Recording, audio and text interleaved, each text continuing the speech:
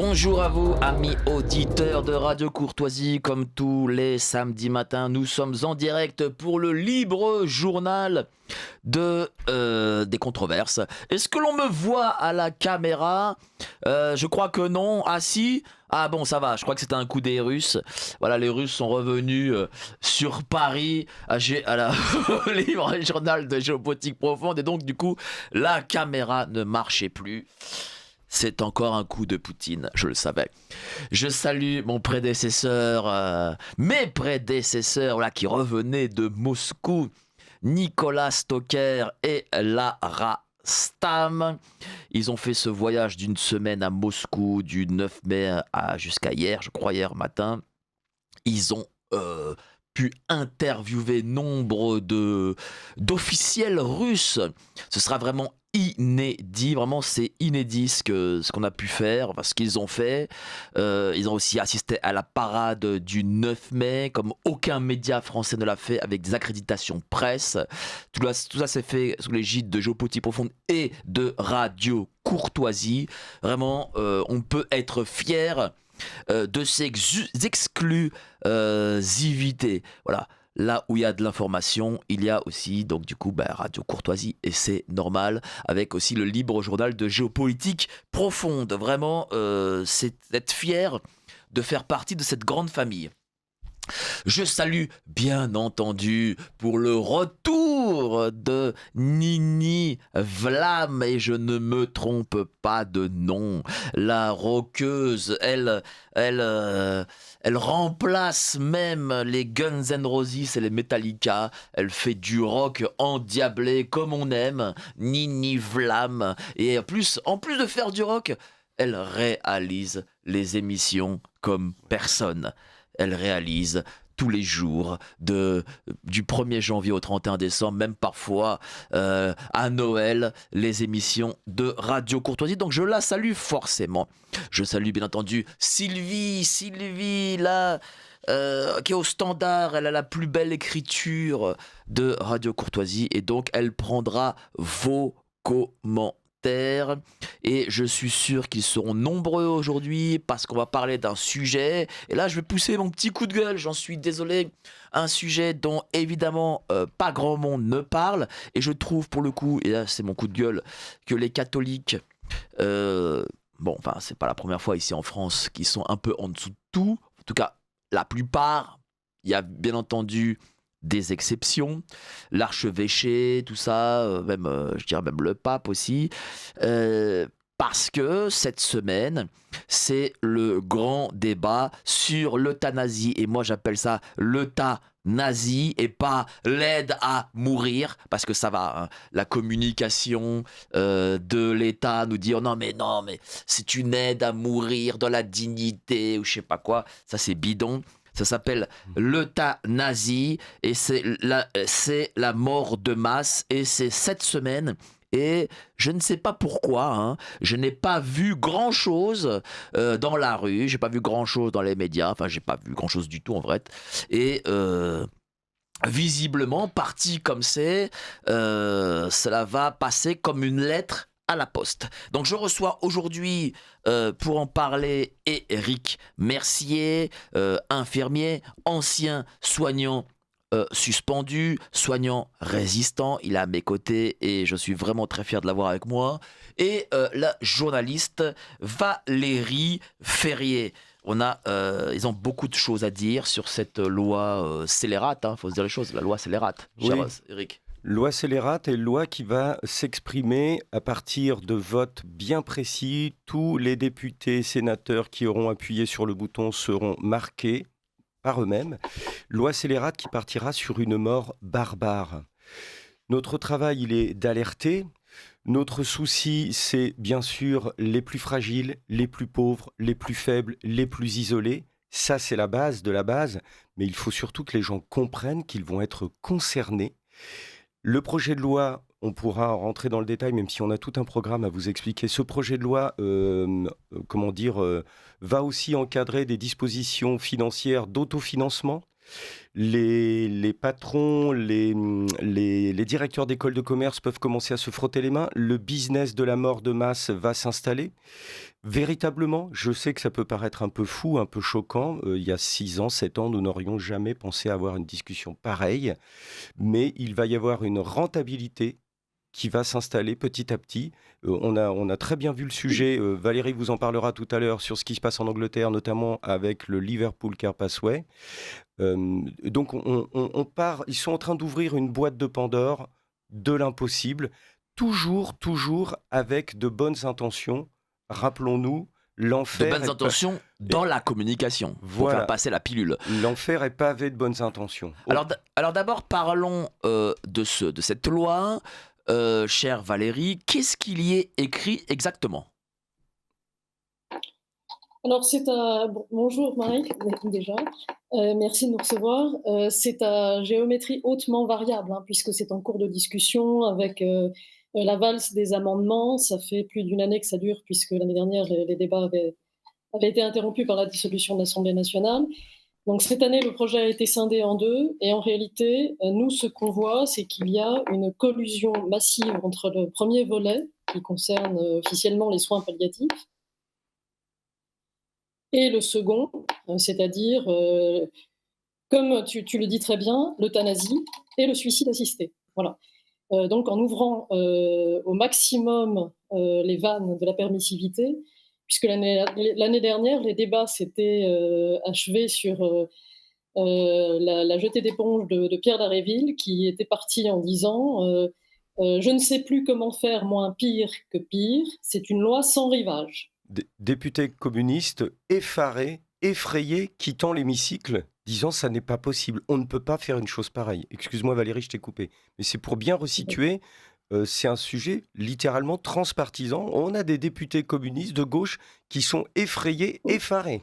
Alors pourquoi est-ce qu'ils sont effrayés? Parce que ils parlent de aide à mourir dans la dignité, ça veut dire que dans l'esprit du Kidam, c'est-à-dire on va permettre à une personne très âgée, en gros, de mourir entre guillemets. Enfin, je mets tout ça entre guillemets parce que ça, c'est la communication, de mourir dignement. Mais la réalité des faits, c'est quoi? La réalité des faits, c'est que le mot dignité a été volé, tout simplement. Comme le mot miséricorde, la mort miséricordieuse de l'action T4 du Troisième Reich, le mot miséricorde a été volé. Le mot dignité sert à dire, à scinder la population en deux, qui est digne de vivre, qui n'est pas digne de vivre. Et dans les non dignes de vivre, il est intéressant que les gens se déclarent « je me sens indigne ». Comment Et- ça? Je vois pas. Comment Eh ça, ils se bien, déclarent? lorsque l'on dit aux gens vous devez mourir dans la dignité, c'est vous devez mourir avant qu'il ne soit trop tard, avant que votre maladie de Charcot, votre Alzheimer, avant que vous deveniez... je vais vous parler concrètement, franchement, moi je suis infirmier, ça fait Allez-y. 35 ans que je suis dans le soin. J'ai un patient qui est décédé de maladie de Charcot l'année dernière, dont je m'occupais à domicile. Ce monsieur, on lui faisait tout de A à Z, il ne pouvait plus communiquer que par les paupières. Le cerveau intact, mais que les paupières. Donc quand je dis tout, c'est absolument tout. Eh bien ce monsieur était digne d'une dignité absolue. Il pouvait avoir le sentiment de se sentir indigne parce que je le faisais manger, parce que je le changeais, je le lavais, etc. Il a le droit de dire mais je me sens indigne. Ça c'est ok, je comprends que vous ayez envie de dire je me sens indigne. Mais le fait est, c'est que votre dignité est quand même intacte.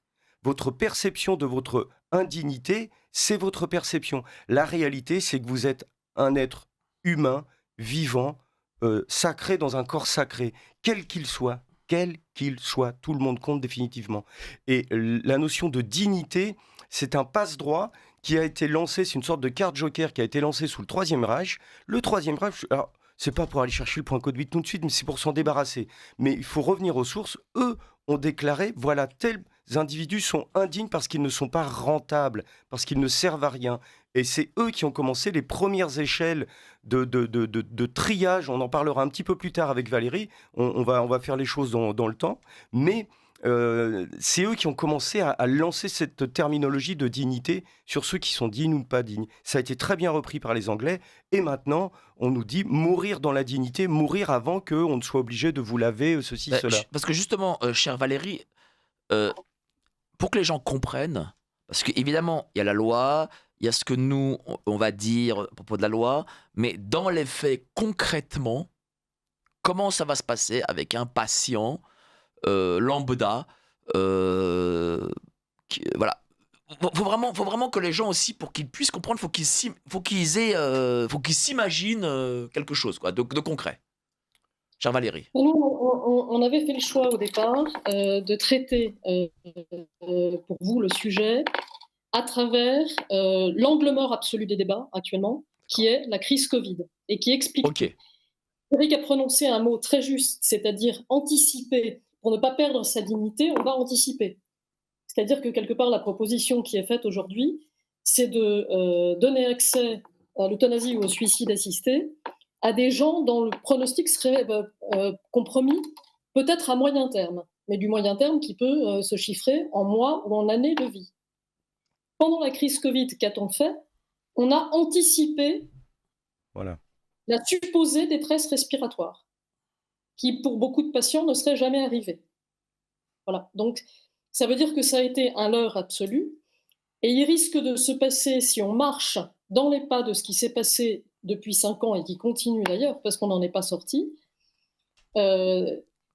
à sortir complètement du cadre de l'éthique. C'est-à-dire que ce qui s'est passé pendant la crise Covid, et qu'on va vous détailler un petit peu, c'est qu'en réalité, on a marché sur la tête du consentement du patient, on a marché sur la tête des indications médicales, c'est-à-dire qu'on a basculé dans ces protocoles de fin de vie des personnes qui avaient une fréquence respiratoire à 22, ce qui peut être tout à fait une base physiologique, ça n'a aucun sens.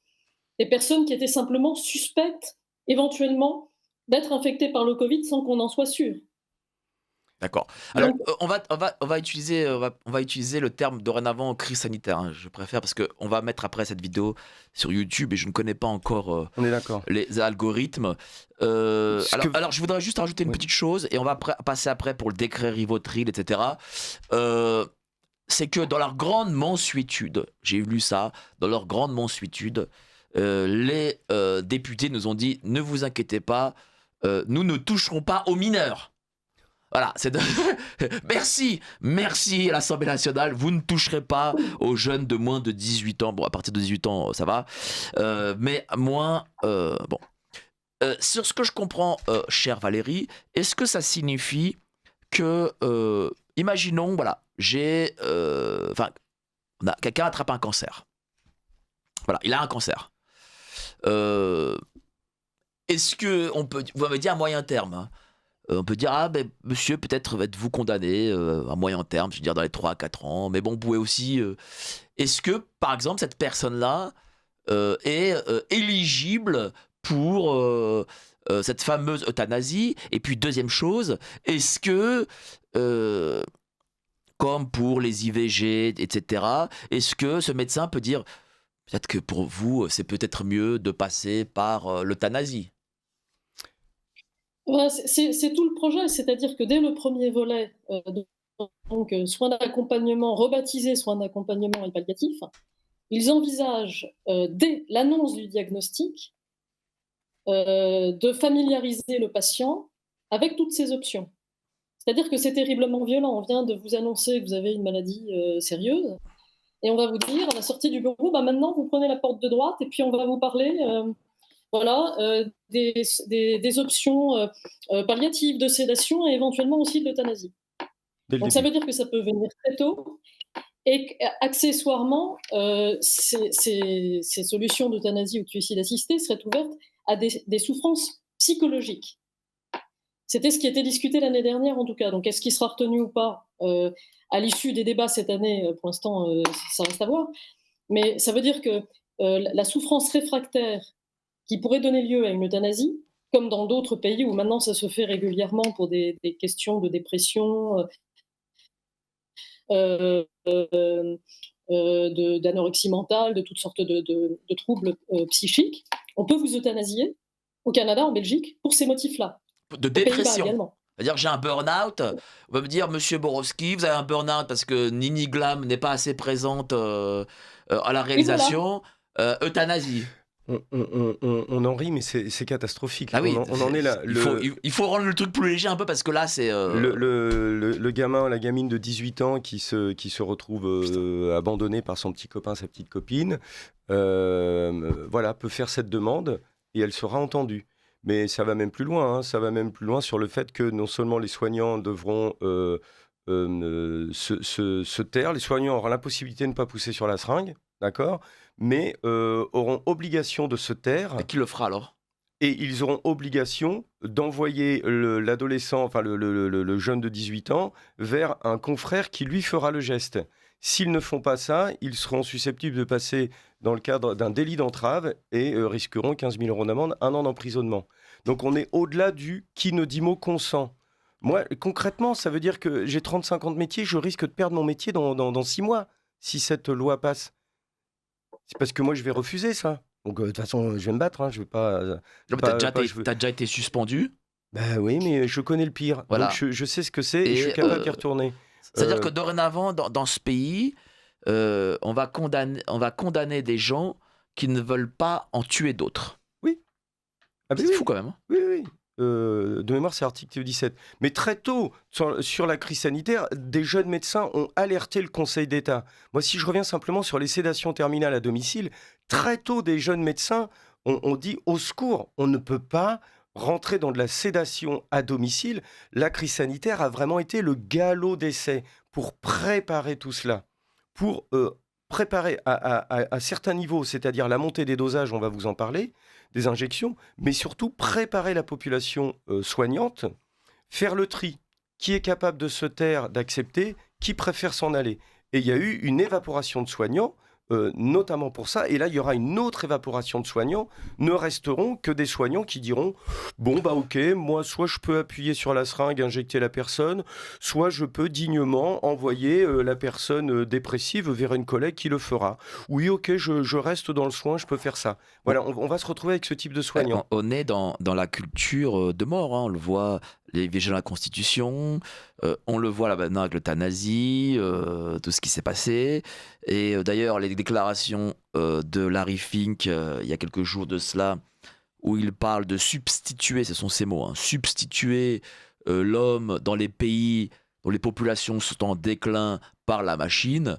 En fait, on est, voilà, on nous prépare cet avenir. Enfin, mais je n'arrive toujours pas à comprendre qu'il n'y ait pas une seule et unique mobilisation dans ce pays contre ce projet. Enfin, Et la raison, Valérie va te le dire, c'est parce qu'il y a eu une anticipation, il y a eu une montée progressive de ce modèle euthanasie qui maintenant passe en étape législation, mais c'est monté tout doucement ces 4-5 dernières années.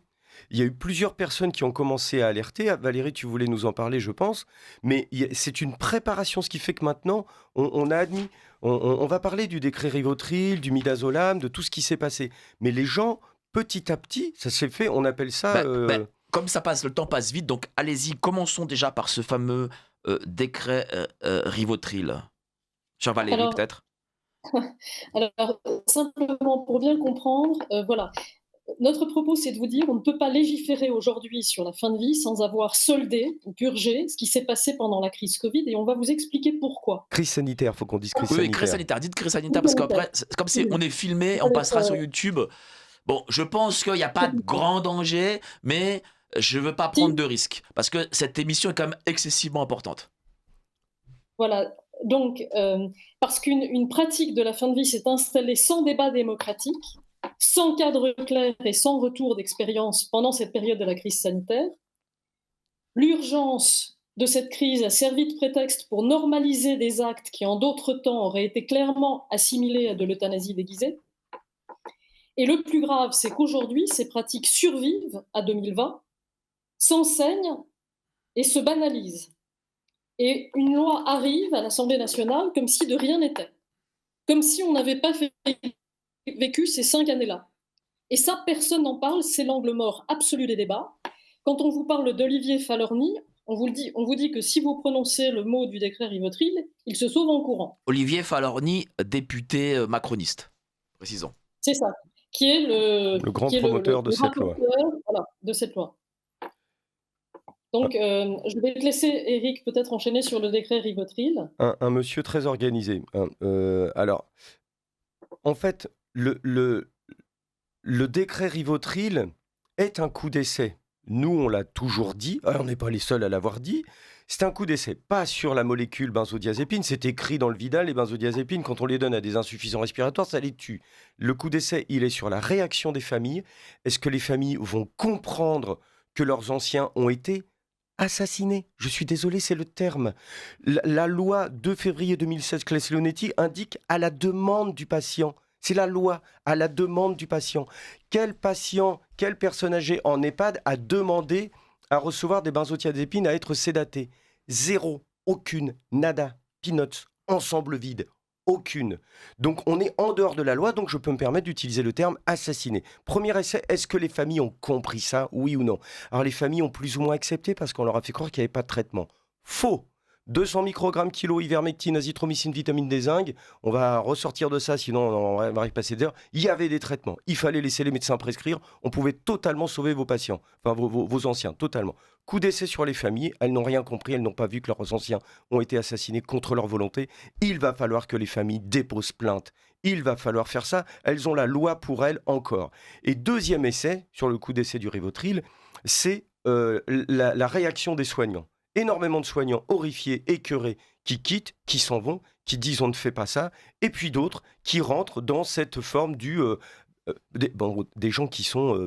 c'est des gens qui ont une télévision chez eux en même temps. C'est des gens qui regardent, ils sont BFM TVisés, ils sont dans le... Bon, voilà, c'est comme ça. Ça peut être des gens tout à fait honnêtes et respectables, mais ils ont été sidérés par les pseudo-chiffres trafiqués, etc. Eh bien, eux ont accepté de lancer les choses. Il y a eu des brigades Rivotril, des gens qui se baladaient, comment dire, sur les hôpitaux parisiens, mais pas que, pour aller pousser sur du Rivotril. Mais le Rivotril est la face visible. Il y a eu bien d'autres molécules utilisées. Ça, ce sera encore trop simple que de tout charger sur le Rivotril. Est-ce que on parle du chaînon manquant vite fait maintenant, Allez-y, Valérie, ou pas? allez-y. Non, Eric, c'est pas. Non, non. Ah, On en parlera un peu plus Bon, tard. On va en parler un peu plus tard. Alors, on continue sur les molécules. allez-y, continuez. Non, un instant, Eric, un instant. Vas-y. Vous voulez rebondir, chère Valérie? Voilà. Je voudrais quand même qu'on comprenne ce que c'était que ce décret Rivotril. Donc, ça a été un décret autorisant l'usage du Rivotril en ville, hors AMM, c'est très important, Oui. en cas de pénurie de midazolam. Sans consentement clair, il a été administré à des patients en EHPAD ou au domicile, c'est-à-dire que quand une molécule est prescrite hors AMM, ça oblige le consentement éclairé du patient. La responsabilité du médecin est renforcée. C'est très important. Et on est passé vraiment à pieds joints par-dessus. Donc, ça veut dire que quand on dit que personne n'a réagi, c'est pas tout à fait vrai. Il y a eu plusieurs saisines du Conseil d'État, des témoignages de soignants qui ont été très choqués, ou de parlementaires. On en avait cité récemment, on avait été reçus par Éric Loridan, on avait cité ils étaient assez nombreux finalement à réagir. 3 saisines du Conseil d'État qui vont dans le mur. Et en mai 2020, c'est-à-dire à peine un mois après le début des hostilités, il y a quand même eu la création du collectif 9471 qui réunissait des familles de personnes qui ont disparu dans les EHPAD, qui ont ouvert des procédures. Le Canard enchaîné s'en faisait l'écho en octobre 2024 pour dire que les avocats n'avaient pas eu encore, même pas accès au dossier d'enquête. 9471 morts. Oui, voilà, mais alors c'est très bien, ça c'est des questions juridiques, c'est très bien. Mais là, il faut mais malheureusement l'opinion ne le voit pas, ça. Et pour que l'opinion la prenne à partie, il faut faire des choses qui se voient. Donc moi, je lance vraiment un appel. J'ai eu encore Frigide Barjot ce matin, elle veut organiser quelque chose le week-end prochain. Je pense qu'il faut battre le pavé. Enfin, je sais pas, il faut montrer que physiquement que nous ne sommes pas d'accord. Alors, je ne sais pas quoi. Moi je suis prêt à amplifier les mouvements, mais moi, je suis pas président d'association, je suis pas spécialiste. Il faut Euh, qu'il y ait la création d'un mouvement national beaucoup plus visible. Il faut que tous les opposants, les gens qui sont pour la vie se rassemblent. Et là, ça va même au-delà de toute religion. Moi, je me souviens, lorsque les députés ont reçu des gens des cultes religieux, on a eu la participation de Monseigneur Delmas, l'évêque de Rennes, et on a eu un rabbin. D'accord. Excusez-moi, je me trompe C'est complètement. pas un Excusez-moi, rabbin? on n'a pas eu justement, on n'a pas eu de personnes de la communauté juive. On a eu un imam qui était D'accord. l'imam de la mosquée de Paris de mémoire. Pardonnez-moi, je me suis complètement trompé. Mais ce monsieur était anesthésiste réanimateur, comment dire, à la Pitié-Salpêtrière. D'accord. Et voilà, on a ce type de rassemblement à faire de gens qui sont pour la défense de la vie. Et il faut que tout le monde se coordonne, qu'on se rassemble, qu'on se retrouve. Mais là, Et l'Église c'est catholique, totalement elle est transpartisan. excessivement absente. Bah oui, faut dire, faut le dire. Voilà, Elle est moi je. assez passive. Pardon? Elle est assez passive. Ouais, Je dis elle passif, est assez voilà. passive, effectivement. On Moi, est d'accord. je sais pas ce qu'ils font, eux, mais bon, je suis pas surpris. Alors, je pense Ils que sont très Vatican II, les- donc je suis pas surpris. Hein. l'Église, je ne sais pas. Les paroissiens, eux, sont inquiets, mais maintenant, il faut qu'ils se mettent en mouvement. Oui, mais être C'est inquiet, clair. c'est une Mais il chose. n'y a pas Là, que les il faut, paroissiens. il faut, Il y a toute la société. il faut se montrer. Oui. Alors, C'est pour ça, Marie, je pense que ce qui est important, c'est de convaincre, c'est-à-dire déjà de sortir les gens de l'équivoque. d'accord. Les gens ont pas conscience, voilà, de la gravité de ce qui est en train de se jouer, de la gravité de ce qui s'est passé pendant la crise Covid. Donc là, nous, on est là vraiment pour vous dire, on a légalisé un glissement en douce vers une mort administrée à distance, en plus, c'est-à-dire totalement déshumanisée. On va vous l'expliquer un peu plus loin avec les échelles de fragilité, avec ces outils qui ont permis finalement de décider du sort de patients qu'on a basculé dans des protocoles de fin de vie qui n'étaient pas autre chose que des euthanasies pendant cette crise, alors qu'il n'y avait aucune justification médicale et aucun consentement. Donc c'est d'une extrême gravité. La loi qui vient ne va faire qu'entériner. Est-ce que Des la loi choses- qui vient, elle va au-delà de ce qui peut se faire en Suisse, en Belgique, dans d'autres pays très en pointe sur ces questions? Alors il y a des dérives, hein, notamment en Belgique, qui sont dénoncées depuis longtemps. Oui. Ça, il ne faut pas se voiler la face. Là où vraiment on tire la sonnette d'alarme, c'est que ce qui est contenu dans ces textes nous amène à changer d'échelle. C'est-à-dire que finalement, les deux dispositifs, soins palliatifs ou nométels, vont être une des voies de l'aiguillage. L'euthanasie en sera une autre. Aujourd'hui, dans ces protocoles de sédation, on bascule de plus en plus, et personne ou très peu s'en rendent compte, des patients qui sont stables, qui ne sont pas en fin de vie et qui sont non consentants. Le premier de la liste a été Vincent Lambert. Voilà. D'accord. Et pendant la crise sanitaire, les choses se sont absolument amplifiées, puisqu'on sait qu'il y a énormément de personnes étiquetées Covid qui en réalité ont été passés dans ces protocoles pour d'autres raisons, parce qu'ils avaient des comorbidités, parce qu'ils étaient trisomiques, parce qu'ils avaient des antécédents de pathologie psychiatrique ou psy. Ça a été quantifié dans des études, avec des chiffres qui sont, pour certaines catégories, comme les trisomiques, monstrueuses. Ah bon? Ça, on n'en parle pas. C'est-à-dire, qu'est-ce qui se passe? C'est-à-dire que pendant cette crise, les personnes trisomiques se sont vues statuer, on va vous expliquer la signification DNR, c'est-à-dire ne pas réanimer, suivi d'une sédation, avec ce qu'on appelle, avec un mot scientifique, odds ratio, c'est-à-dire le risque d'être sédaté de cette façon-là, était multiplié, selon les études, par 6 ou 10, et j'ai même vu une étude finlandaise avec un odds ratio de 53. Il y a eu des procès récents pour des affaires. Un monsieur trisomique nommé Joël à Angoulême a été euthanasié de cette façon en 2023, donc on était sorti de l'état d'urgence. Hein. Sa famille a porté plainte pour homicide volontaire. Oui. Et ces faits-là sortent outre-Manche en Grande-Bretagne à travers les enquêtes en cours, notamment au travers de l'enquête écossaise. Voilà. C'est-à-dire Donc, qu'on ce qui- euthanasiait les personnes trisomiques? Mais parce que c'est des personnes qui ne Mais peuvent pas se défendre.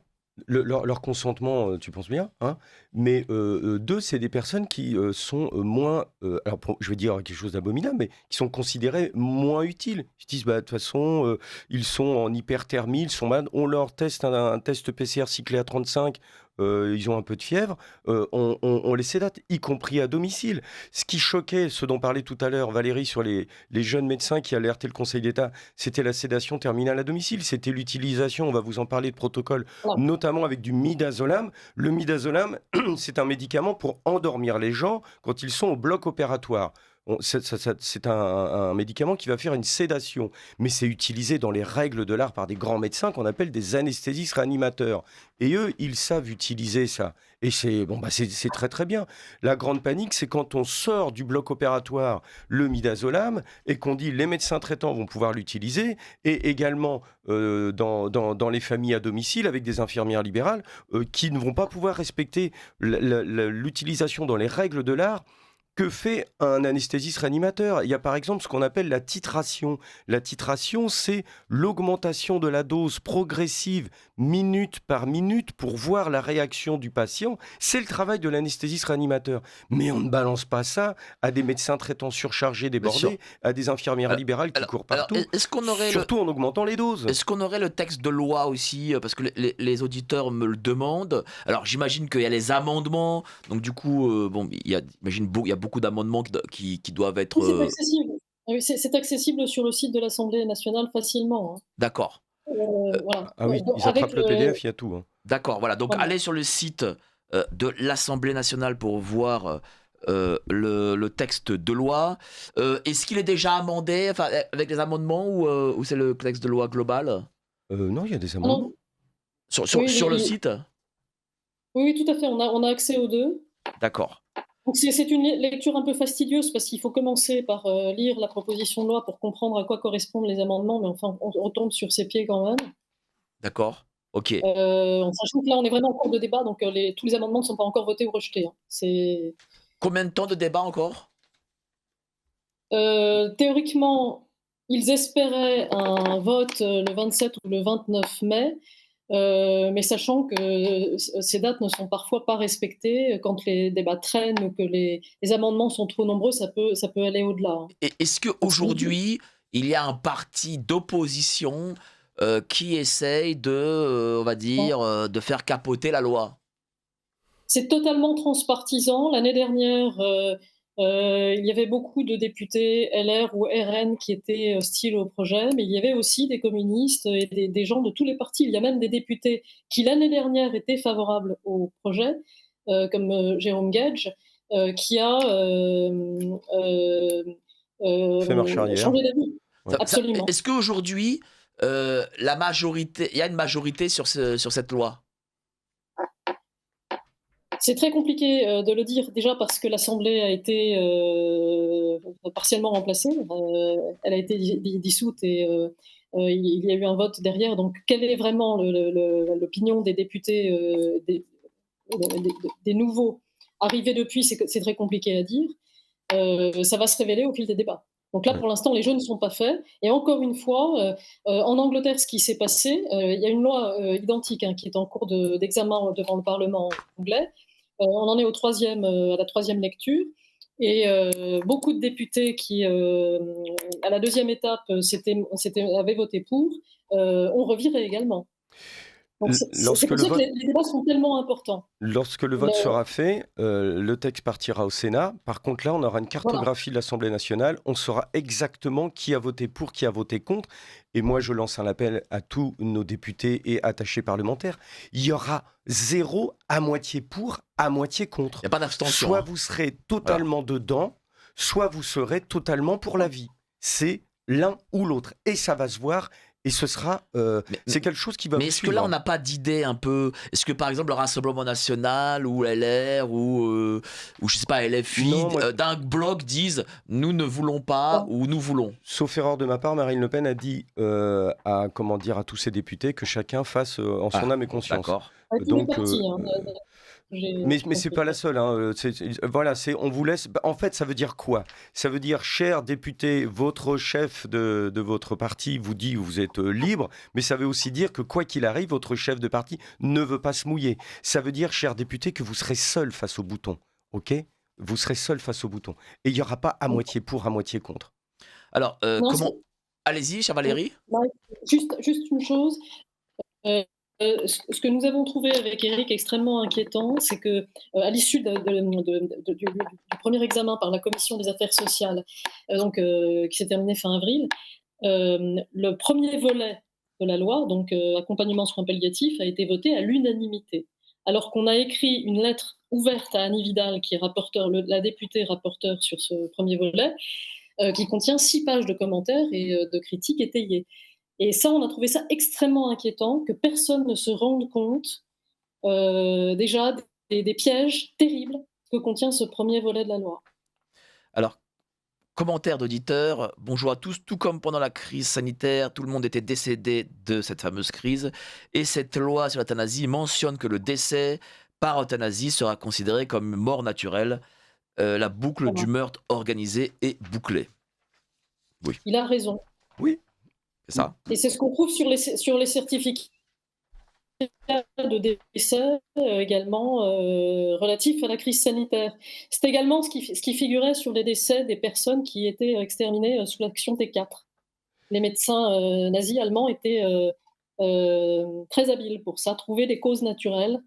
décédé par injection létale de cocktail lithique dont nous allons vous parler dans quelques instants, égale mort naturelle. Mais pour qui, pourquoi c'est un contresens? Eh ben moi, je prétends, je peux me tromper, mais je prétends qu'à terme, on se rapprochera du modèle espagnol. En Espagne, rendez-vous sur le site, je crois que c'est génétique.org de mémoire, Valérie, qui a très bien expliqué, preuve à l'appui d'articles de presse espagnols, cette euthanasie égale 23 transplantations. Alors des gens disent non, quand même, ils vont pas faire des transplantations, récupérer. Mais si, ça veut dire que en Espagne, les gens ne sont pas dans les maisons d'accompagnement pour faire leur euthanasie, ils sont dans des cliniques chirurgicales. Ça veut dire que le vrai message derrière, c'est une cotation, les amis, une cotation de l'organe. Vous pensez bien que le jeune dépressif de 22 ans, il faut surtout qu'il ait accès à son cocktail lithique et qu'il décède de son injection létale de mort naturelle, puisque lui, son foie, ses reins, mais ils vont coter bien mieux qu'un dépressif de 85 ans qui ne peut pas payer son EHPAD. Voyez le truc? Donc là, ça c'est en dehors de la loi pour l'instant, on est bien d'accord. C'est une hypothèse de ma part, je dis simplement, le modèle espagnol est posé, il est là, il fonctionne, il est en marche. On se comprend. Mais le modèle français va... ils le disent très bien, hein, les gens de l'association ADMD, le député Ferroni, ils le disent très très bien. De toute façon, ça n'est qu'une première étape, ce qui sera voté là.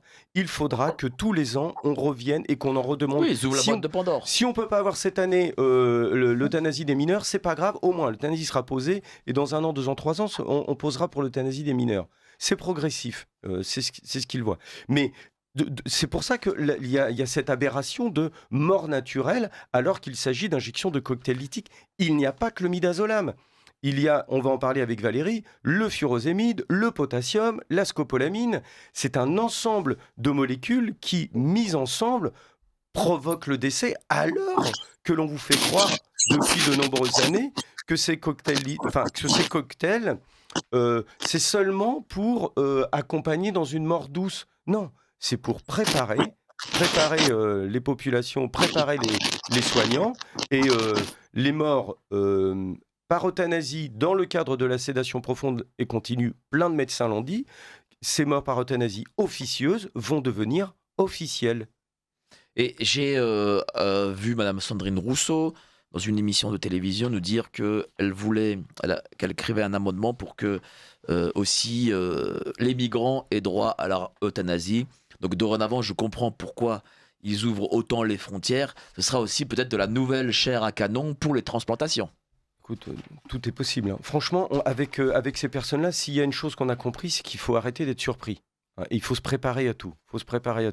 Mais quelques instants quand même, Valérie, sur les protocoles Allez-y. lithiques, parce que c'est extrêmement important. Je sais que Allez-y. tu voulais en C'est pour ça parler. qu'on vous dit qu'on change des choses. Comment? Oui, je vais y aller. Ah, on n'entend pas très bien, chère Valérie. Ah, est-ce que c'est mieux? Ah Oui. voilà, allez-y. Ok. En 2020, à l'entrée dans la crise sanitaire, ce qui s'est passé, c'est que les protocoles, donc on parle de protocoles et plus de molécules. On s'est axé sur le Rivotril dont on a entendu beaucoup parler. Ce qu'on n'a pas compris, c'est que le plus important, ce sont les protocoles. Donc, ils ont été modifiés et durcis, et dans des proportions que personne n'a vues avant qu'avec Eric, on aille fouiller, c'est-à-dire examiner à la loupe ces protocoles. Donc, au niveau des benzodiazépines dont on a tellement parlé, Rivotril ou Midazolam, ce qui s'est passé, c'est que les doses ont été considérablement augmentées. Incroyable. C'est-à-dire, pour vous donner un repère, entre 2010 et 2020, on a multiplié par 6 les doses de Midazolam dans les protocoles de sédation. C'est-à-dire que les protocoles dits de détresse Covid autorisaient à passer jusqu'à 70 mg, voire à doubler cette dose par jour, alors que les protocoles de sédation antérieurs plafonnaient à 25 mg. Donc c'est déjà quelque chose d'énorme. Pour nous, Ensuite, des soignants, on a vu- c'est dingue, hein, ça. Pourquoi c'est dingue? Ben, ça correspond à... tu roules dans une artère en seconde ou troisième avec ta voiture et on te dit, là maintenant, tu passes la 6e et tu roules à 110 sur la même route avec le même niveau d'embouteillage. Ça n'est pas possible, on ne fait pas ça. C'est pour vous repérer un petit peu. Nous, quand on voit des protocoles qui augmentent comme ça, on se dit, wow, wow, wow, mais on n'a jamais fait ça. On explique ce type de Oui, choses, et Valérie va poursuivre là, mais on dit ça Voilà. à des anesthésistes réanimateurs de 2005-2010, ils tombent, enfin 2008, ils tombent de leur chaise. Ils disent, mais vous C'est êtes ça. fous, on n'enseigne pas ça aux médecins anesthésistes réanimateurs de 2010. Jamais. Eh ben là, les doses augmentent, bien avant qu'on parle de ce projet de loi. Allez-y, chère Valérie. Alors, voilà, c'est-à-dire, vous faites vos études de pharmacie, la première chose qu'on vous apprend, c'est que c'est la dose qui fait le poison. Donc ça veut dire qu'on peut euthanasier quelqu'un avec de très fortes doses de barbiturique, de midazolam, et que les doses qui étaient autrefois celles des sédations n'ont plus rien à voir avec celles qui ont été administrées dans les protocoles dits Covid. Donc ça, c'est une première chose. Ensuite, on a vu d'autres molécules apparaître, et des pratiques qui sont quand même très surprenantes, notamment un diurétique, le furosémide, qui a été mis dans ces protocoles au départ pour essayer de limiter l'encombrement bronchique ou le risque d'édème pulmonaire. En réalité, ce diurétique a été prescrit couplé à l'arrêt de l'hydratation. Donc, je t'entendais, Mike, hier, tu parlais de l'hydratation et comment on meurt plus rapidement si on vous prive, Oui. si on vous empêche de boire que si on vous empêche de manger. Tu disais ça, Donc, ça veut dire, voilà, justement. c'est la première contre-indication dans le Vidal du furosémide ou des diurétiques, c'est de ne surtout jamais les prescrire à des personnes déshydratées. Donc là, mécaniquement, même si vous ne faites que ça, vous allez provoquer mécaniquement le décès par collapsus, c'est-à-dire des défaillances hémodynamiques, en moins de 2 jours. Donc ça, c'est une façon, avec un taux de réussite de 100%, de tuer les gens. Ensuite, on a noté une autre anomalie qui nous a permis de nous rencontrer avec Eric, puisque je l'avais signalé au départ à Pierre Chaillot et que ça a été notre première occasion de faire connaissance avec Eric. Incroyable, oui. Je me suis rendu compte en travaillant que les ARS, en 2020, mars-avril 2020, avaient ajouté du chlorure de potassium concentré, injectable, sur les dotations pour soins urgents des EHPAD et FAMAS, c'est-à-dire des établissements pour personnes handicapées. Et je ne t'ai pas cru à Et c'est- l'époque. Du chlorure de potassium. Oui. C'est énorme. Voilà, faut le dire aux gens qui ne savent pas, c'est quel chlorure de potassium? Alors, le chlorure de potassium est on peut dire un médicament, bon, peu importe. C'est quelque chose de très Oui. utile, de nécessaire. Lorsque c'est bien utilisé, lorsque c'est bien dosé, c'est pas dangereux que d'avoir une perfusion avec du potassium dans les règles de l'art. N'importe quel médecin vous dira, on va doser la kaliémie, la quantité de potassium dans le sang. Si on a trop peu, si on n'a pas assez, c'est dangereux. Si on a beaucoup trop, c'est mortel. La dose, c'est la moyenne en général, hein, c'est discutable, mais c'est entre 3,5 et 5,5 millimoles. Voilà. Mais jamais, premier élément, jamais. Enfin, jamais. Je défie un soignant de nous signaler dans les commentaires, s'il vous plaît, inscrivez-vous. Dites-nous que une ampoule de potassium est utilisée dans le cadre de l'urgence. Non, on ne met jamais du potassium sur un chariot d'urgence. Il y a des recommandations partout en France qui disent le potassium, si on se trompe et si on le pousse en IVD direct comme ça provoque des arrêts cardiaques. Et il y en a, malheureusement, tous les ans, avec des jeunes infirmières débordées aux urgences ou en panique ou qui se trompent d'ampoule. Ça arrive, c'est un accident, c'est un médicament qui doit vraiment être utilisé avec énormément de précautions. Et quand il est bien utilisé, c'est tout bon. Sauf que, Valérie vous disait tout à l'heure, ils utilisent du furosémide, donc c'est-à-dire qu'ils vont faire uriner les gens pour les déshydrater. L'idée, c'est qu'il y ait moins d'encombrement bronchique, mais ça va rater. On va vous expliquer pourquoi. Mais en diminuant la volémie de la personne, la quantité de sang, le volume de sang, pardon, pas la quantité, le volume, on va concentrer le sang. Dans un premier temps, la personne va perdre son potassium. Les soignants, les médecins qui nous écoutent savent très bien ça.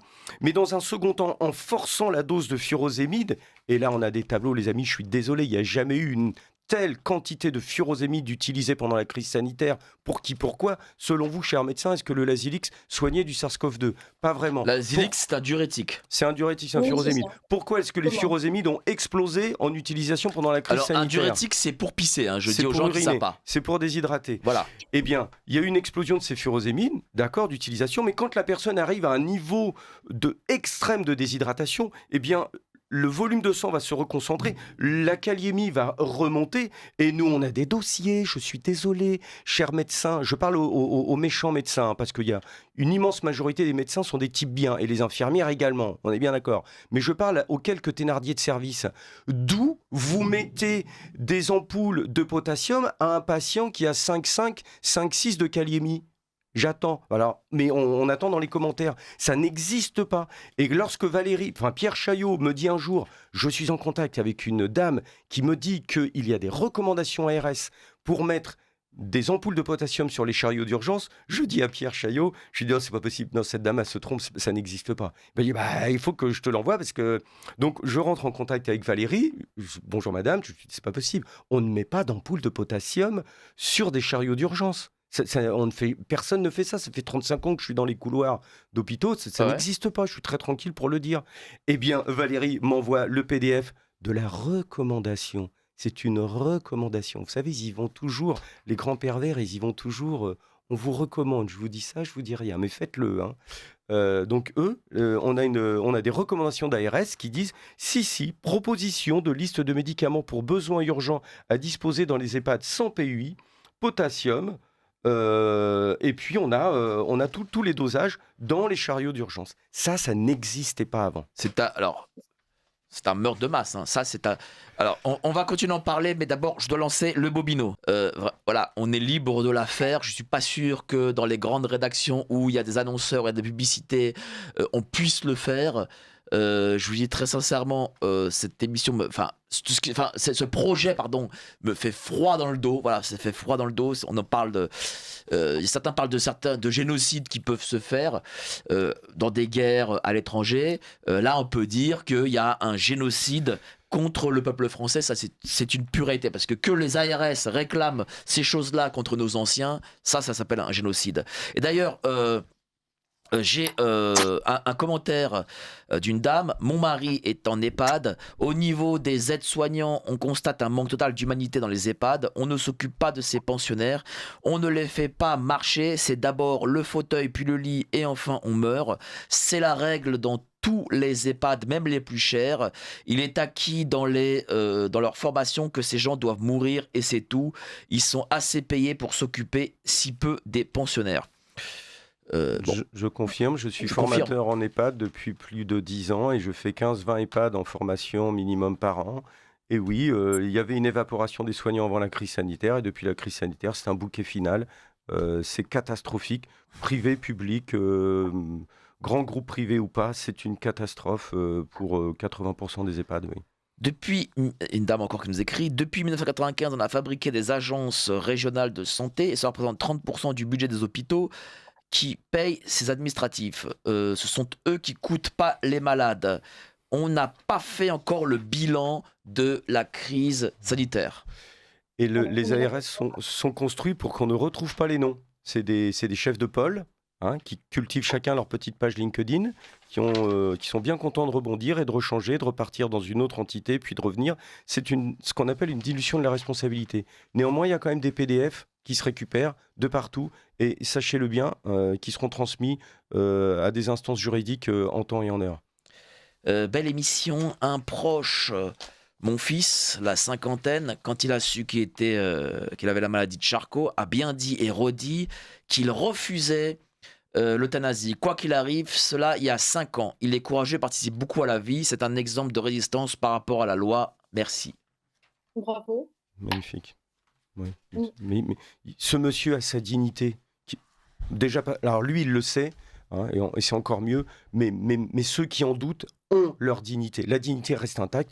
L'humain est sacré, quel qu'il soit. C'est le corps humain est sacré, c'est comme ça. Alors, on peut parler du bilan chiffré, peut-être? Alors, juste un instant, pour Allez-y. terminer sur les protocoles. Ah oui, l'évolution des Concernant protocoles. le potassium, mais on a quasiment terminé, c'est simplement pour dire que pour le potassium, on s'est rendu compte que, en réalité, il est récent. Il a même été inscrit dans le marbre. Alors là, on vous entend pas très bien, chère On madame. t'entend pas, il y a quelque chose. Ouais. Tes papiers sont à côté de ton micro, peut-être ou... Là, c'est mieux? Ouais, Ouais, allez-y. c'est parfait. Ok. On s'est rendu compte avec Eric que le potassium avait été inscrit dans le marbre, puisqu'en 2022, les Omédites ont édité, publié des recommandations pour le bon usage des médicaments dans les EHPAD avec le potassium qu'on retrouvait d'ailleurs sous 2 concentrations, donc ce qui est vraiment quelque chose de complètement anormal. Et il y a un dernier médicament qui mérite de l'attention, c'est la scopolamine, qui est un anticholinergique de triste réputation, hein, puisque là aussi, il a servi sous l'action T4 associée à la morphine comme drogue lytique, qui a été utilisé à de très fortes doses, dépassant la dose toxique dans les protocoles Covid. Voilà. Les petits patchs de scopoderme. Qu'est-ce Donc que ça veut c'est? dire simplement... C'est la scopolamine dont parle Valérie. D'accord. Voilà, Ça veut dire quoi, chère Valérie? C'est un anticholinergique, hein, qui est réputé limiter les sécrétions, mais qui a beaucoup d'effets extérieurs indésirables lourds et qui atteint très vite sa dose toxique, donc on peut tuer des gens facilement avec de la scopolamine également. Donc, qui a été ajouté à ces protocoles. Donc, aujourd'hui, ce qu'il faut retenir, c'est que depuis 2020, dans bien des cas, on ne soulage plus la fin de vie, mais on la programme avec ces protocoles. Alors, on a ce bilan chiffré. Là, j'ai devant moi 220 000 en Grande-Bretagne, c'est-à-dire que 220 000 personnes en Grande-Bretagne par an sont euthanasiées? Non. Alors, ça, c'est le bilan de la crise sanitaire qui est arrêté à 2023, hein, donc ça se poursuit. On estimait à 220 000 personnes les morts étiquetées Covid en Grande-Bretagne.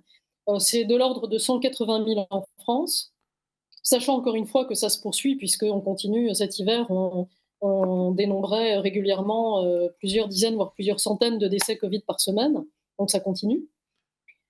Ça veut dire que là, on a quand même des chiffres qui sont sur 5 ans absolument massifs. Et on sort complètement ces pratiques de réputées palliatives de la marginalité qui était leur place dans la loi de 2016. C'est-à-dire, Eric peut vous en parler très rapidement, l'accès à la sédation profonde et continue autorisée en 2016, c'était des critères très stricts et cumulatifs. Voilà. 4 ans plus tard, on a tout oublié. 4 ans plus tard, on est en 2020. Et là, on vous bascule dans ces chiffres qui sont quand même extrêmement inquiétants parce que ça représente une surmortalité conséquente dans ces 2 pays, enfin en tout cas pour les 2 pays qu'on a cités. Ça s'est passé de la même façon en Belgique, en Espagne, outre-Atlantique également, au Canada et aux États-Unis, ça a été avec des nuances au niveau des protocoles, mais terrible aussi.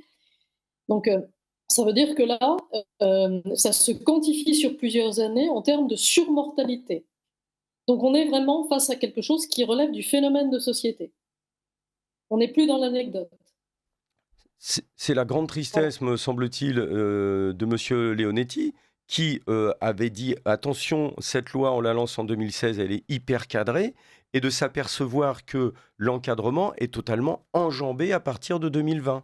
Les gens devaient avoir une demande de sédation profonde et continue jusqu'au décès, plus des douleurs incommensurables non traitables, plus une maladie dégénérative gravissime sur ces derniers jours, dernières heures. Et là, on pouvait lancer une sédation profonde. Quand la personne disait, mais je vais mourir, je ne sais pas, mettons d'un cancer, de telle ou telle maladie, on voit bien, tout le monde voit bien que c'est les dernières heures, j'ai en plus des douleurs atroces, et en plus j'en fais la demande, là, il pouvait y avoir un protocole de sédation qui était lancé. Ce protocole de sédation, soit dit en passant, c'est pas que on vous endort, hein. C'était déjà franchement dirigé vers la mort, quand même, hein. Notamment par le biais du midazolam, dont on n'a pas trop parlé, qui provoque des œdèmes pulmonaires. Là, on a tous les documents là-dessus, notamment documents outre-Atlantique. Mais cet encadrement de la loi Claes-Leonetti a été littéralement enjambé. Et elle a été d'autant plus facilement enjambée qu'il y a eu un patient numéro 1 en la personne de Vincent Lambert, qui a été euthanasié, disons-le, en juillet 2019, lancement du protocole Rivotril, mars 2020. On a oublié l'hyper-proximité entre Vincent Lambert et le lancement du Rivotril. Mais le Rivotril est la phase visible, hein, entendons-nous, c'est la phase visible. Derrière, c'est tous les protocoles. Je voudrais simplement reparler vite fait quand même, Valérie, du midazolam. Le midazolam qui, lui, est censé faire simplement une sédation. En fin de compte, on découvre que le midazolam provoque des œdèmes pulmonaires. Alors, on le découvre pas maintenant, hein. Tout le monde le sait depuis tout le monde le sait depuis très longtemps. Donc on donne de la scopolamine pour que le flux bronchique soit un petit peu plus épais, c'est ce dont parlait Valérie tout à l'heure, le petit patch de scopoderme, appelé en Amérique du Sud le souffle du diable, parce que ça vient d'une plante qui, réduite en poudre, est utilisée par les gens qui font des kidnappings. Ils soufflent cette poudre dans la figure des gens et ils basculent en sidération. Et ensuite, ils ouvrent une portière, avec une voiture, ils font leur kidnapping. Mais tous ceux qui ont été souffrant du scopoderme, la scopolamine, décrivent bien des problématiques de cauchemar et d'hallucination. Et après, derrière, ils remettent du furosémide pour diminuer l'œdème pulmonaire. Comment est-ce qu'on sait qu'il y a un œdème pulmonaire ? Tout simplement parce qu'il y a des médecins aux États-Unis qui, eux, ont fait des autopsies. Désolé, chers médecins, les quelques Thénardier, tous les autres sont des médecins très bien, mais les quelques-uns qui font semblant de ne pas savoir, des autopsies ont été réalisées sur les injections létales aux États-Unis, plus de 216, mais ça c'est la première étude avec Joël Zivo, il y en a eu beaucoup plus après, sur les condamnés à mort, parce que les condamnés à mort mouraient par asphyxie. Le 8e amendement de la Constitution américaine permet de condamner les gens à mort, mais il indique que les gens ne devront pas mourir dans la barbarie. Et les deux, que ce soit les avocats des condamnés à mort ou les avocats des familles, se retournaient vers les gouverneurs pour dire là, ok, on a compris, les condamnés à mort, il va mourir, mais on ne tue pas les gens comme ça. Donc, par problématique de barbarie, il y a des gouverneurs aux États-Unis qui ont été obligés d'arrêter les protocoles de cocktail lithique, et il a bien fallu que des médecins aillent regarder ce qui se passait au niveau du midazolam. Et on s'est rendu compte que le midazolam provoquait des œdèmes pulmonaires. Dit autrement, les types mouraient comme s'ils avaient un sac plastique sur la tête, ce qui est une mort atroce. On a beaucoup plus de documents, on en parlera un peu plus tard avec Valérie, mais c'est important que cet élément soit donné. C'est ce qui pourrait être utilisé pour la prochaine loi euthanasie en France. Ah non, mais c'est déjà le cas, hein. C'est déjà le cas. C'est déjà le cas, hein. Non, le midazolam, c'est banal, hein, en sédation profonde et continue jusqu'au décès. Voilà. Mike, si je peux me permettre, c'est extrêmement important parce que ce que dit Eric, ça veut dire qu'une partie du mensonge, c'est de parler d'accompagnement en douceur. Avec le Rivotril, on les a accompagnés en douceur, ou de mort douce pour l'euthanasie. Mort barbare. C'est exactement l'inverse. Donc, là, qu'est-ce qui s'est passé pendant la crise sanitaire ? C'est que la sédation a souvent été préférée en fait à la réanimation, donc sans consultation des patients, et qu'à l'issue de ça, il n'y a pas eu d'autopsie, il n'y a pas eu d'enquête, il n'y a pas eu de bilan. Et le résultat, c'est qu'on en est à avoir installé en France, en l'espace de moins de 5 ans, une culture du retrait de soins, et de faire le constat, là, au moment où ces lois se discutent, que cette culture du retrait de soins, c'est-à-dire du refus de soins, au lieu de vous soigner, on va vous sédater, c'est-à-dire vous faire mourir, ça perdure. Et ça va perdurer d'autant plus qu'encore une fois, on va changer d'échelle si ces deux textes passent. Et encore une fois, le premier volet est aussi dangereux que le second. Alors, j'ai un commentaire d'auditeur excessivement intéressant. On n'entend pas le conseil de l'ordre des médecins, ni celui des pharmaciens. Et c'est vrai. Alors, ouais, le conseil de l'ordre des médecins s'est quand même exprimé récemment là, pour dire qu'il était hostile à l'euthanasie, Ah, mais c'est timoré. Et le Conseil de l'ordre, il y a des syndicats de pharmaciens par contre qui s'élèvent contre le fait qu'il n'y aurait pas de droit de réserve, enfin de la part des pharmaciens, c'est-à-dire que les pharmaciens hospitaliers qui sont réputés préparer les cocktails lithiques pour les suicides assistés ou les euthanasies n'auraient pas le droit de refuser. mais Donc là, Dit ouais. autrement, chers amis pharmaciens, si vous n'avez pas trop bougé le petit doigt pour Aminumlil, je dis ça, je dis rien, mais je le dis quand même, hein, parce qu'on est issus du même hôpital et c'est un ami proche, si vous n'avez pas trop bougé le petit doigt pour le meilleur d'entre vous, je vous intéresse fortement à vous poser la question sur qu'est-ce qui va se passer quand vous allez vous regarder dans la glace sur la première pilule, la première ampoule lithique tueuse que vous aurez remis à une infirmière libérale qui partira à domicile, ou lorsque vous aurez fait ça dans le petit bureau feutré du sous-sol de l'hôpital. Hein, pensez à vos études, C'est pensez ça. à vos anciens, en effet. et surtout pensez à vos enfants. Enfin, si vous n'avez pas pensé à Minumlil, juste au moins, chers amis pharmaciens, pensez à vous. Vous voyez, je vais pas, Mais c'est pas dites-moi, compliqué. euh, qui a rédigé cette loi? J'imagine que derrière, il y a des lobbies, il y a des. C'est pas juste un député lambda. Alors, vous Ah, avez quand même Olivier Falorni, hein, qui est un monomaniaque de Oui, mais l'euthanasie c'est pas. depuis 2012. Falorni, alors certes, je sais qu'il avait battu à l'époque Ségolène Royal, mais c'est un député lambda, c'est Non, pas un alors cadre de l'Assemblée attention, nationale. c'est pas un cadre à l'Assemblée nationale, mais l'histoire de l'euthanasie, si, parce que il en est ça fait, je crois, son 4 fois, 5 fois, Eric, qu'il essaye de faire passer un projet de loi depuis 2012 sur l'euthanasie en France. c'est son Euh, projet, c'est pour ça qu'il est C'est le projet député. de sa vie, quoi. C'est pour ça qu'il est député. Il n'est pas député pour autre chose, hein, Mais donc il manifestement. fait ça tout seul. Il y a pas derrière, je sais pas moi, non, Big Pharma, parce bien que sûr que si. j'imagine que ça va leur rapporter de l'argent, ça aussi. Euh, Alors bien, vas-y ouais. Valérie. Alors, les liens d'intérêt, on en a quand même décrypté beaucoup, et ça a été de notoriété publique, hein. Les mutuelles, les grandes mutuelles, la franc-maçonnerie massivement, à l'exception de la loge la plus conservatrice qui s'est mise en retrait. Donc il y a effectivement des lobbies extrêmement puissants derrière tout ça. Ça a été aussi décrypté avec beaucoup d'intelligence en Grande-Bretagne. Je vous trouverai ça à l'occasion. Des médecins hostiles au projet de loi en Angleterre, ils sont allés avec la dent très très dure. Donc, et ça vaut également, on le sait beaucoup moins, on en parlait hier soir avec Eric et ça fera l'objet de développement ultérieur, pour la, la culture palliative dans nos pays. C'est-à-dire que certaines pratiques palliatives, notamment cette histoire d'arrêt de l'hydratation couplée au protocole, hein, est quelque chose qui est complètement contre nature, qui va contre le bon sens médical. Moi, encore une fois, je suis fille de médecin, maman était pharmacien des hôpitaux, et toute mon enfance, j'ai entendu dire, et j'en discutais encore hier soir avec un médecin Ouais, qui a beaucoup d'expérience. écoutez ça. Le dernier confort en fin de vie qu'on peut apporter, que ce soit un être humain ou un animal qui approche de la fin de sa vie, c'est de lui assurer une hydratation minimum, le minimum syndical. Ça ne veut pas Voilà. dire la surhydrater. Donc arriver tout d'un coup en renversant la table, en disant non, maintenant on fait autrement, on arrête l'hydratation, c'est extrêmement violent. Des personnes qui sont sorties, il y en a peu, mais il y en a pour témoigner, qui sont sorties de ces protocoles, vous disent mais j'avais la sensation de crever de soif. C'est la pire des tortures, le pire des supplices qu'on puisse infliger à quelqu'un. Et les Et il faut infirmières le savoir, quand savent. on remonte l'historique, Vas-y, les vas-y. infirmières le savent, bien sûr que tout le monde le sait. Et quand on remonte à l'histoire de tout ça, vous savez qui est derrière l'introduction de ces pratiques dans les années 80-90, ça a été financé par les fondations Soros. D'accord. C'est comme ça que c'est né aux États-Unis et au Canada, et qu'ensuite c'est arrivé en Europe, en Grande-Bretagne avec le Liverpool Pathway, et à peine plus tard en France.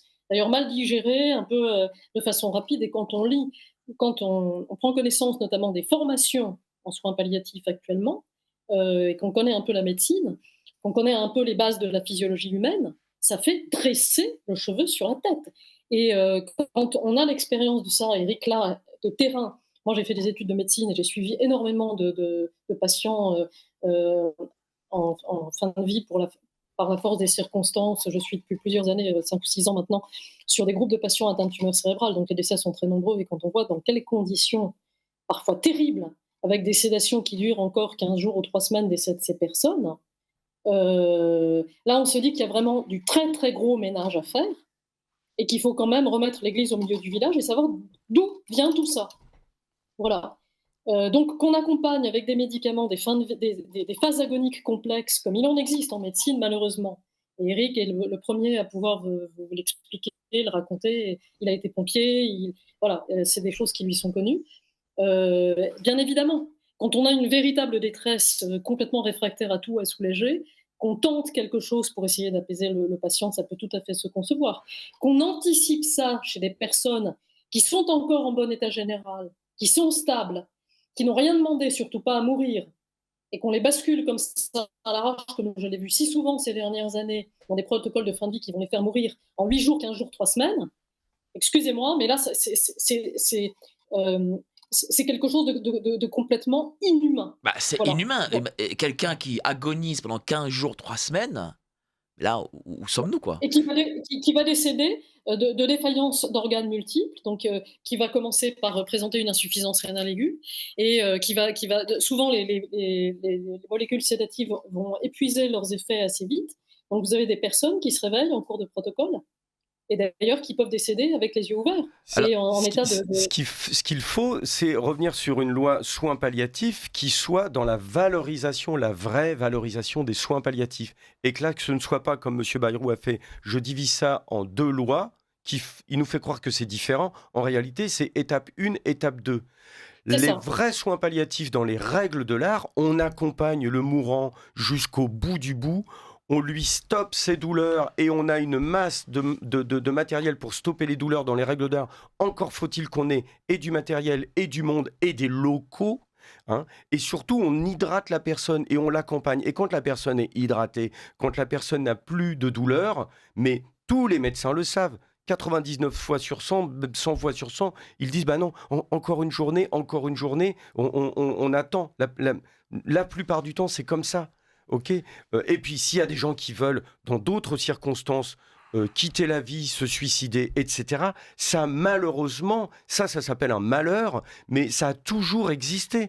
D'où les gens qui veulent se suicider doivent venir me voir, moi, le soignant, pour me dire, s'il te plaît, tu peux m'appuyer mais, enfin, non, vous voulez vous suicider, moi, je dois tout faire en sorte pour vous sauver.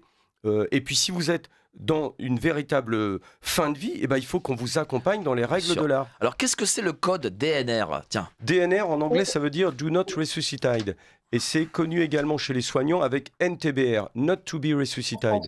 Moi, j'ai entendu ce terme-là arriver lorsque on était effectivement à commencer à lutter contre l'obstination déraisonnable. Ce qui est différent de l'acharnement thérapeutique. Éric Loridan nous l'a très bien rappelé.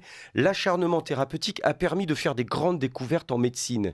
L'acharnement thérapeutique, quelque part, c'est bien. Ce qui est mauvais, c'est l'obstination déraisonnable. C'est donc quelqu'un qui est en train de décéder. Il faut qu'on lui foute la paix, qu'on l'accompagne avec tout un ensemble, notamment cette histoire de douleur. Mais il ne faut pas qu'on aille chercher à l'intuber, à lui remettre des quantités de tuyaux, de médicaments, de choses. Ça s'appelle de l'obstination déraisonnable. Et il y a des médecins qui ont commencé à utiliser cette expression DNR. Bon, celui-là, s'il fait son arrêt, on ne va pas aller lui péter les côtes pour le ressusciter alors qu'il est justement en train de mourir. Donc, c'est un terme un petit peu violent, un terme un peu technique dans notre jargon, dans les couloirs des hôpitaux, en des France cliniques. aussi, on l'utilise? Ouais, bah moi, j'ai connu ça toute ma carrière. D'accord. NTBR ou DNR, c'est dans notre jargon. DNR, Do Not Resuscitate, ou NTBR. Avec parfois, il n'y avait pas la loi Claes-Leonetti, parfois un petit logo, un petit quelque chose. Le fait que ce soit utilisé en anglais, c'était aussi parce que du coup, ça se comprenait moins. Mais entre nous, on se comprenait. Et quelque part, c'est bête à dire, mais c'est compréhensible. Évidemment, l'obstination déraisonnable, c'est un scandale. Évidemment, le sujet n'est pas du tout là. Le sujet, là, c'est de passer outre la décision des gens et comment dire, de les mettre dans le fossé, de les mettre dans des situations atroces pour qu'à la fin on dise, bah vous voyez, Voilà. maintenant il n'y a plus qu'à appuyer sur l'injection. C'est ça qui nous scandalise. Et le Ensuite, DNR, le NTBR est devenu une sorte de joker pour Eric, dire, maintenant on injecte. Cher Vas-y Valérie. Valérie. Échelle de fragilité, tu voulais me dire. oui, c'est ça. Enfin, non, non, non, non. En gros, c'est à peu près ça. Ce qu'il faut vraiment comprendre, c'est que le diminutif des DNR a complètement changé de sens en 2020. C'est-à-dire qu'autrefois, c'était une décision partagée. En plus, On en devait en plus. informer le patient avec qui on discutait et qui devait donner son accord. Depuis 2020, c'est devenu une espèce de code implicite pour une sédation terminale. C'est-à-dire que ça a été porté dans des dossiers sans consentement donné par le patient, en tout cas en France. En Angleterre, c'était un tout petit peu différent parce qu'ils essayaient d'extorquer les consentements. En France, moi je l'ai vécu. J'ai moult témoignages. Vous trouviez ça après le décès dans le dossier médical du patient, une note DNR posée la veille de la sédation, et ça a permis de stigmatiser justement ces groupes. Donc ça a concerné les déficients cognitifs, les trisomiques, les personnes âgées, on en a parlé énormément dans les EHPAD, les patients également atteints de handicap ou avec des comorbidités qui ont été massivement sédatés depuis cette période. Et cette habitude s'est prise, c'est-à-dire on se fait couvrir par un réanimateur ou un anesthésiste généralement qui n'a jamais vu le malade, qui va simplement apposer une observation dans le dossier médical, et ça va être le BAT, finalement, le bon à tirer, le permis quelque part de basculer la personne dans une sédation terminale. Voilà, donc ça c'est quelque chose d'extrêmement important parce qu'on a parlé des molécules, du Rivotril, du midazolam, on a parlé des protocoles, mais ce qu'il faut comprendre, c'est que la crise sanitaire a aussi fait changer les pratiques. Voilà. Exactement. Donc Les ça pratiques, veut dire, notamment les pratiques collégiales, comme tu viens de le dire. Enfin, Je t'ai coupé, Valérie. alors, voilà. allez-y. On peut enchaîner sur l'échelle de fragilité, comme le Voilà, proposait Voilà. voilà, justement. Les échelles de fragilité. Qu'est-ce que c'est que cette histoire échelle de fragilité? Il s'agit d'une classification des êtres humains en 9 points. Le véritable nom, c'est échelle de fragilité de Rockwood. Moi, j'ai croisé dernièrement des médecins. Écoutez bien, chers amis médecins, parce que c'est ce qui va vous arriver, ça commence en France. Issu de la crise sanitaire, on a eu des fiches pratiques. C'est officiel, c'est dans les sites internet les plus consultés en France sur quoi faire avec des gens qui ont des problématiques crise sanitaire. On nous parle de l'échelle de fragilité Rockwood, ça veut dire que, chers amis médecins, vous avez d'autres médecins qui peuvent vous piquer votre patient, hein, en disant mais nous on se base sur des échelles de fragilité. Votre patient, il est dans mon établissement en ce moment, et nous, à la lecture de l'échelle de fragilité X, on considère de l'échelle de fragilité Rockwood, on considère qu'il est en phase 9, en phase terminale, et donc on va pouvoir basculer sur des protocoles de sédation. Et ils appelleront ça de la collégialité, hein. Mais sauf que collégialité de rien du tout. C'est pas la vraie collégialité qu'il y avait autrefois. Et ces échelles de fragilité, lorsqu'on regarde leur origine, mais elles sortent tout simplement, Elles viennent d'où? bah, du toujours pareil, Canada. quoi. En fait, Du on va Canada. faire un point Godwin à nous, visiblement. Ouais. Oui, non, mais je suis désolé, mais Du Canada où a été formé Claire Fourcade, accessoirement. voilà, on dit ça, c'est peut-être Au hasard. intéressant de le savoir aussi, hein. Mais le fait que euthanasie s'appelle comme ça, c'est pas un hasard. Voilà. En grec, euthanasie, ça veut dire mort douce. Mais la réalité, c'est que, on vous en a parlé avec les protocoles, les cocktails lithiques et le refus du consentement des gens, c'est de la mort barbare, concrètement, hein. On peut prendre Donc, plus de temps pour le démontrer. Mais vas-y sur les échelles de fragilité, Valérie. justement, en fait, sur ces échelles, en réalité, au départ, c'était conçu pour mesurer une perte d'autonomie, donc essentiellement pour des personnes âgées. Donc ça veut dire, sur l'échelle, vous voyez, en fait, la personne qui marche autonome, ensuite qui prend sa canne, son déambulateur, enfin voilà. Donc qui était supposé mesurer une perte d'autonomie linéaire chez une personne âgée qui se dégrade. La bonne Et intention du départ. depuis 2020, ça a été détourné, c'est-à-dire que ça a été appliqué de façon inadéquate, notamment à des personnes atteintes de handicap, à des personnes trisomiques, et ça a été fortement dénoncé en Grande-Bretagne. Parce que vous avez, par exemple, oui, une personne trisomique ou avec n'importe quel handicap qui peut avoir depuis sa naissance pas tout à fait une autonomie normale, et par contre, très bien se porter, être en très bon état. Donc si vous commencez à la classer sur la base d'une échelle de fragilité, elle sera peut-être sur la marche numéro 5, et parce qu'on est en 2020 et pendant la crise sanitaire, on va la faire basculer sans qu'elle ait aucun symptôme et sans même qu'elle soit suspectée d'une pathologie infectieuse quelle qu'elle soit, dans un protocole de sédation. Donc ça, c'est quelque chose qui est extrêmement pervers, et surtout, ça déshumanise complètement la décision médicale. C'est-à-dire qu'autrefois, le médecin clinicien allait au chevet de son patient, sortait son stéthoscope, lui prenait le pouls, la tension, regardait comment il allait. Tandis que là, ça peut se faire à distance dans un bureau. On va simplement cocher des cases en disant, bah voilà, la personne elle est avec un déambulateur, ou elle n'arrive plus à manger toute seule, ou il lui faut une aide ménagère. Et là, vous allez lui faire un score. On avait même parlé de scoring Covid. Donc c'est sur ces critères-là que on a statué les priorisations, les tris au moment du Covid, dont on s'est servi dans tous les pays. Les tris Et d'êtres humains, vous comprenez ce que ça veut dire? Excuse-moi Valérie, continue. voilà, et c'est-à-dire que ça a été très très loin, puisqu'il y avait des consignes qui descendaient des ministères, des ARS, pour aller jusque dans les directions d'hôpitaux ou d'EHPAD, et qui proposaient de dresser par anticipation des listes de patients avec des prescriptions de médicaments de fin de vie, de midazolam ou de rivotril, anticipées nominatives. Vous voyez que ça va quand même très très loin.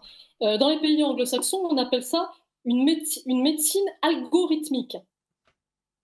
Donc, quand on parle de déshumanisation, là, on parle de l'échelle de Rockwool. Sous l'action T4, on a ressorti les échelles qui dataient des années 20 qu'on avait conçues aux États-Unis. Vous savez, qui mesuraient le degré d'idiotie. C'est-à-dire que vous aviez l'idiot profond, ils avaient tout un classement, et c'est sur la base de ces mêmes échelles que les cellules d'experts de l'action T4 statuaient sur dossier qui étaient remplis, c'était des formulaires qui étaient remplis par les directeurs d'établissement sur les enfants ou les personnes dans les institutions. Ensuite, ça passait dans une cellule d'experts, donc complètement déconnectée de tout contact en fait avec la personne qu'on allait basculer sur la mauvaise ou sur la bonne liste. Et on a ressorti ça, revisité autrement, et je ne dis pas pendant la crise sanitaire, on va dire depuis la crise sanitaire. Parce que comme vous le dit Eric, qui est en position de témoigner d'exemples récents, aujourd'hui vous avez de plus en plus de médecins dans les services, n'importe où, aux urgences, dans les services long séjour et compagnie, qui utilisent ces échelles aux mêmes fins. En fait, Voilà. ce que vous me dites, c'est pire que ce que j'imaginais déjà. Et première chose, et deuxième chose, tout commence réellement avec la crise sanitaire. Ça s'aggrave. Voilà, s'aggrave. c'est le C'est grand le galop point d'essai. zéro, quoi. C'est leur. Alors le point 000, même si on a Non. eu avant, c'est Vincent Lambert. Ouais. Hein. Bon, c'était un an avant. Et on est juste un an avant, tout le monde l'a oublié. Et ensuite, il y a un énorme galop d'essai pour préparer les consciences. Et là, maintenant, ils disent, bon, on se dépêche, on pose une loi maintenant parce que tout le monde est à point. La crise en fait. sanitaire n'est pas venue pour rien. Non, je ne suis pas complètement d'accord avec ce que tu dis là, Eric. Je pense que ça a été un peu plus progressif. C'est-à-dire que ça a commencé avec la loi Leonetti qui a déjà entraîné pas mal de dérives. C'est vrai. Mais c'était larvé. Ça commence à se voir dans les chiffres depuis 2016-2017. Donc avec la loi Claes-Leonetti, on a quand même déjà appuyé sur la pédale d'accélérateur. Ça se lit dans les chiffres de mortalité. Et ça a été sanctuarisé avec 2020, les protocoles 2020 qui sont arrivés. Alors, continuons rapidement parce que là, il nous reste 8 minutes et je pense que ça va peut-être même faire l'objet de 2 émissions en réalité. Bon, déjà, première chose, j'aimerais vraiment, là, je lance vraiment un appel. Frigide m'a dit, voilà, contactez-la. Donc, je crois qu'il faut la contacter sur Avenir pour tous. Je crois qu'ils vont le faire quand même des actions. Si il y a on aimerait quand même qu'il y ait quand même d'unions, je sais pas moi, d'associations, de lanceurs d'alerte pour que des actions se fassent. Je sais pas moi, au moins le week-end prochain, enfin quelque chose. Oui, il faut qu'on se retrouve. Il faut qu'on se coordonne. Il faut qu'on passe par. Je sais que ça bouillonne quand même pas mal, y compris dans les paroisses. Hein. Mine de rien, y compris dans les paroisses, ça bouillonne. Les gens discutent. Mais maintenant, il faut qu'on se. Il faut agir. Il faut qu'on se coordonne le plus vite possible. Il est toujours temps. C'est dans l'esprit français. Ça a toujours été un petit peu le bazar, mais c'est notre grande force. Nous, on est tourné sur la vie, la défense du plus pauvre, du plus faible, du plus fragile, du plus isolé, parce que c'est comme ça, et aussi la défense de gens qui ne réalisent pas, hein, qu'en appuyant sur des boutons, là, leurs enfants vont programmer leur mort dans quelques années, parce qu'ils seront passés dans des écoles de commerce.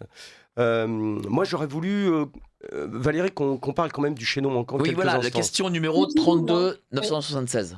Voilà, Alors, qu'est-ce que c'est? Eric, Dis-moi. vas-y, le dis-moi. chaînon manquant qui est double, hein, parce que ça concerne aussi bien Olivier Falorni et cette question gouvernement que tu vas évoquer, et Claire Fourcade, donc, qui est la présidente de la SFAP, donc, la grande prêtresse des soins palliatifs en France, qui a joué un rôle actif pendant toute cette crise sanitaire en rédigeant, diffusant et encadrant les protocoles Covid, il ne faut pas l'oublier. Voilà. Alors, tu veux lire une partie? Ouais, je vais lire une toute petite partie très rapidement, mais enregistrée. Et franchement, sur ligne droite, on avait fait cette information également Ouais. de mémoire avec Eric Loridan sur TVADP, mais sur ligne droite, c'est faites votre capture d'écran maintenant. Question écrite numéro 32 976. Nous avons le chaînon manquant. Nous avons la preuve. Nous avons le PDF de l'Assemblée nationale 32 976. Question écrite. En octobre 2020, personne ne parle de vaccin. En octobre 2020, on parle à peine de plus ou moins de reconfinement. On parle un petit peu comme ça encore, malheureusement pas suffisamment, de l'ivermectine, etc., des traitements ambulatoires précoces, des médecins qui n'ont pas pu prescrire. Mais en octobre 2020, est-ce qu'un député n'a pas autre chose à faire que d'écrire et de demander au ministre de la Santé si les doses d'Hypnovel et de Midazolam, et de Rivotril sont suffisants pour pouvoir être utilisés dans les EHPAD et pouvoir être utilisés par les médecins à domicile. D'où un député. Mais il y a des choses à faire dans sa circonscription sur les écoles, sur l'industrie, sur je sais pas quoi. Lis la question pour qu'on puisse comprendre. Alors, Parce qu'il nous reste que 5 minutes. texte de la question. Monsieur Olivier Falorni attire l'attention de Monsieur le ministre des Solidarités et de la Santé sur l'accès des médecins aux produits permettant une sédation profonde et continue. En mars 2020, les autorités ont déploré une rupture de l'approvisionnement en Hypnovel, Midazolam, conduisant à prendre un décret permettant la délivrance à titre temporaire du Rivotril. Il demande de lui indiquer quelles mesures, M. Falorni demande au ministre de la Santé de lui indiquer quelles mesures ont été prises pour éviter tout nouveau risque de rupture et comment, pour répondre aux recommandations formulées le 10 février 2020, par la Haute Autorité de Santé, comment ces produits sont mis à la disposition des médecins généralistes. D'où, en octobre 2020, le monsieur actuel promoteur de la loi euthanasie et soins palliatifs, d'où ce monsieur en octobre 2020 s'inquiète qu'il n'y ait pas suffisamment de molécules disponibles. Lui veut vérifier les stocks. Est-ce que vous avez ce qu'il faut pour injecter les personnes âgées? C'est une question. D'où il s'intéresse de ça en octobre 2020? En fait, Eric, c'est lui qui va préparer la loi sur l'euthanasie 3 ans plus tard, parce que c'est son 4e coup d'essai. Ce qui est très grave, c'est cette date, hein, c'est-à-dire qu'on est vraiment à la veille de la deuxième vague de cette crise qui va démarrer 8 jours plus tard, pardonnez-moi, et avec encore dans certains EHPAD comme celui d'Annecy, vous avez 54 morts en quelques semaines, en 6 semaines à Annecy sur 150 résidents ou 180 résidents. C'est terrible. La deuxième vague, elle va être très très meurtrière également. Donc ça veut dire que entre-temps, on s'est posé, il y a eu la commission Ciotti, il y a eu les saisines du Conseil d'État qu'on vous a cité tout à l'heure. Ça veut dire que des gens quand même s'étaient émus du décret Rivotril qui a été reconduit plusieurs fois. Et tout ce que va faire M. Falorni en octobre 2020, c'est d'aller effectivement demander si on a bien refait surtout les stocks de Midazolam. Donc sans aucune considération éthique. Et c'est bien le drame, et c'est pour ça qu'on voulait revenir aujourd'hui avec vous sur cette période de cette crise sanitaire, c'est-à-dire qu'on assiste finalement à la disparition complète du cadre éthique autour de la vie et de la mort pendant cette période. Et c'est ça qui va trouver son prolongement dans les discussions actuelles à l'Assemblée nationale.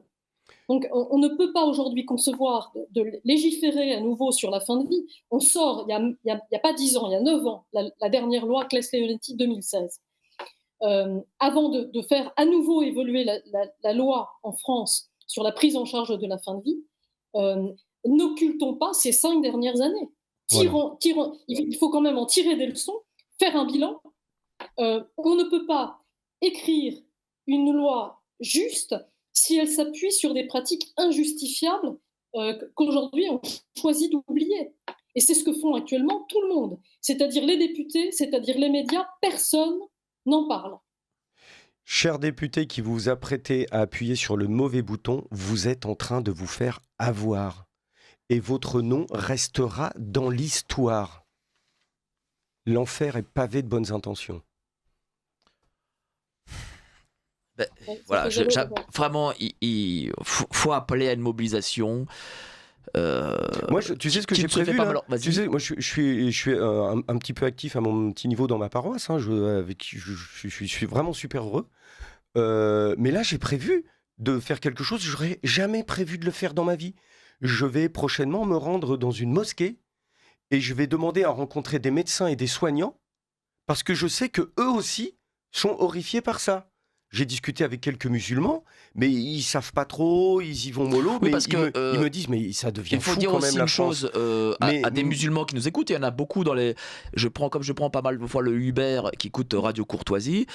Sachez, chers amis, c'est un peu comme le mariage pour tous. Parce que le mariage pour tous, ils se sont dit, ah mais non, ça nous concerne pas. Si, ça vous concerne. Amis, Et l'euthanasie, ça vous concerne.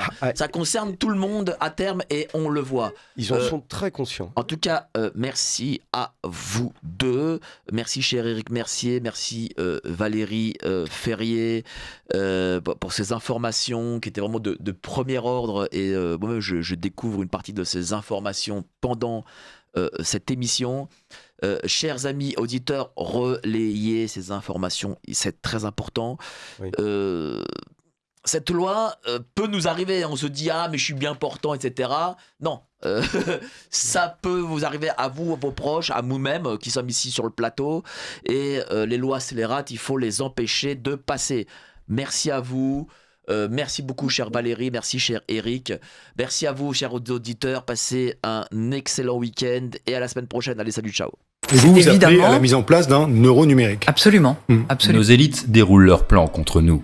Mais nous aussi on a des plans contre eux. Déjà au travers de nos émissions avec une revue de presse économique pour faire le point avec vous, puis dans notre revue mensuelle avec des analyses financières et des solutions de décentralisation, et surtout dans notre stratégie anti-CBDC. Plus de 3 heures de contenu exclusif et gratuit pour apprendre concrètement à préserver votre épargne.